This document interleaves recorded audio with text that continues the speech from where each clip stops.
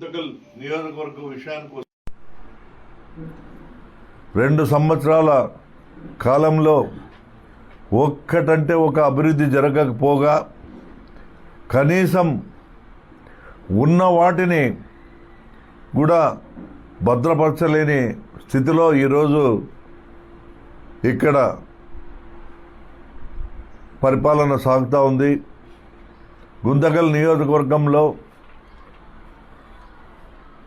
చుట్టుపక్కల ఎక్కడ చూసినా ఏ గ్రామానికి వెళ్ళినా ఏ వీధికి వెళ్ళినా 3-4 బెల్ట్ షాపులు, అదేవిధంగా ప్రతి గ్రామంలోనూ దాదాపుగా మండలానికి 3 చోట్ల 4 చోట్ల గ్యాంబ్లింగ్ కార్యక్రమాలు. వీటికి తోడు మరి గాంజాయి కూడా, మత్తు పదార్థాలు కూడా ఇక్కడ రాజ్యమేలుతూ ఉన్నాయి. యువత మత్తు పదార్థాలకు బానిసై చదువుల విషయంలో పూర్తి వెనకబడిపోతూ ఉన్నారు. ఎన్నో రకాలుగా మరి ఆ రోజు మీ ప్రభుత్వం, మీ నాయకుడు ఇచ్చిన హామీలను చూసి ప్రజలందరూ కూడా ఎంతో ఆశతో మంచి పరిపాలన అందిస్తారని మీకు అందరికీ ఓట్లు వేసి గెలిపిస్తే ఈరోజు మీరు ఏనాడైనా అభివృద్ధి గురించి, అభివృద్ధి వైపు అడుగులు వేసినారని మేము అడుగుతా ఉన్నాం. ఇదే గుంతకల్ మున్సిపాలిటీలో 2 సంవత్సరాలుగా ఏం అభివృద్ధి జరిగిందో చెప్పాల్సిందిగా మేము తెలుగుదేశం పార్టీ ప్రజాప్రతినిధిని ప్రశ్నిస్తూ ఉన్నాం. కనీసం గుంటకల్లో 2-3 రోజులకు ఒకసారి నీళ్ళు ఇచ్చే కార్యక్రమాన్ని కూడా చేయలేకపోతూ ఉన్నారు. గతంలో మా ప్రభుత్వంలో ప్రతి 2 రోజులకు ఒకసారి నీళ్ళు ఇచ్చే, నాణ్యమైన నీళ్లు ఇచ్చే కార్యక్రమాన్ని మేము చేశాం. శానిటేషన్ విషయంలో పూర్తిగా మరి మున్సిపాలిటీ ఎత్తిపోయింది.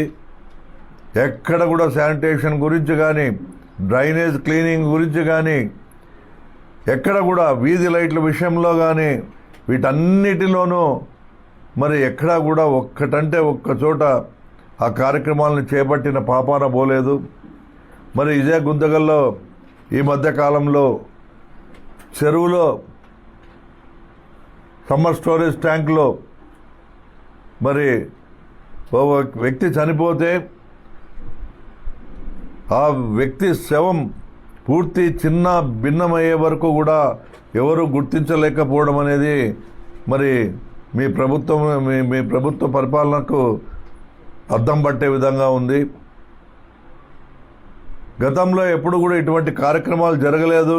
ఇటువంటివి జరగనీయకుండా జాగ్రత్త పడడం జరిగింది. ప్రత్యేకంగా నిఘా ఏర్పరిచి వాచ్మెన్లను పెట్టి మరి ఈ యొక్క సమ్మర్ స్టోరేజ్ ట్యాంకులను ఎంతో శుభ్రంగా ఉండే విధంగా మరి గత ప్రభుత్వంలో జరిగితే, ఈ ప్రభుత్వంలో కనీసం నీళ్ల విషయంలో చర్యలు తీసుకోకపోగా మురికి నీళ్లను, పురుగులతో కూడిన నీళ్లను ఈరోజు ఈ మున్సిపాలిటీలో సప్లై చేస్తూ ఉన్నారు. వీటిని కూడా వారానికి కాదు 10 రోజులు 12 రోజులైనా ఈరోజు నీళ్లు ఇవ్వలేకపోతూ ఉన్నారు. మరి 2 సమ్మర్ స్టోరేజ్ ట్యాంకులు ఉన్నాయి. మొన్నటిదాకా అందరి నివారించి పూర్తి స్థాయిలో నీళ్లను పంప్ చేసుకోగలిగినాం. అయినా ఎందుకు ఈ పరిస్థితి వచ్చిందంటే మున్సిపాలిటీ వాళ్లకు శ్రద్ధ లేకపోవడం అనేది పక్కన పెడితే, ప్రస్తుతం ఉన్న ప్రజాప్రతినిధి వీటిపైన ఎక్కడ కూడా మరి సమీక్ష కానీ, ఎక్కడ కూడా ఇటువంటి విషయాలు తెలుసుకోకపోగా కేవలం ఎప్పుడో చుట్టం చూపుగా వచ్చి ఏదో ఒక మీటింగ్ మాట్లాడి నేను అది చేస్తున్నాను ఇది చేస్తున్నానని చెప్పి ప్రగల్భాలు పలికి పబ్బం గడుపుకునే పరిస్థితి ఈరోజు మనం చూస్తూ ఉన్నాం. ఈ గుంతకల్ నియోజకవర్గంలో నాకు తెలుసు, నాకైతే అర్థం కావడం లేదు ఎంతమంది ఎమ్మెల్యేలు ఉన్నారో నాకు తెలుసు. గుంతకల్ నియోజకవర్గానికి మామూలుగా ఒక ఎమ్మెల్యే ఉంటాడు, కానీ ఇక్కడ మరి కుటుంబ సభ్యులు కాకుండా చోటా మోటా నాయకులు కూడా ప్రజాప్రతినిధుల స్థాయిలో వ్యవహరిస్తూ ఎక్కడ చూసినా దౌర్జన్యాలకు పాల్పడుతూ ప్రజలను భయభ్రాంతులు చేస్తూ మరి ఇక్కడ పరిపాలన సాగుతూ ఉంది అనే దానికి మనం ఎన్నో ఉదాహరణలను చూసాం. గత 2 సంవత్సరాల్లో జరిగిన అన్నీ కూడా అందరికీ తెలిసిన విషయమే. డైరెక్ట్గా పాత్రికేయులను కూడా బెదిరించే విధంగా, మీడియా మిత్రులను బెదిరించే విధంగా రైలు పట్టాలకు వేస్తామని చెప్పేసి మరి 1.5 సంవత్సరం కింద స్వయాన ప్రజాప్రతినిధి గారే మాట్లాడడం కూడా చూశాం. ప్రజల చేత ఎన్నుకోబడిన వ్యక్తి ప్రజలకు రక్షణ కల్పించాల్సింది పోయి ఈరోజు అందుకు భిన్నంగా మరి ఇక్కడ వ్యవస్థ ఏర్పాటు చేయడం అనేది ఎంతవరకు సబబని చెప్తా ఉన్నాను.